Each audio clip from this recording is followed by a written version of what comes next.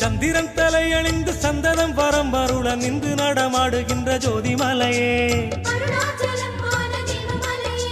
வந்தனை புரிந்தவர்க்கு வழினை வழங்குகின்ற வாயுலிங்க வாணன் மலை ஜோதிமலையே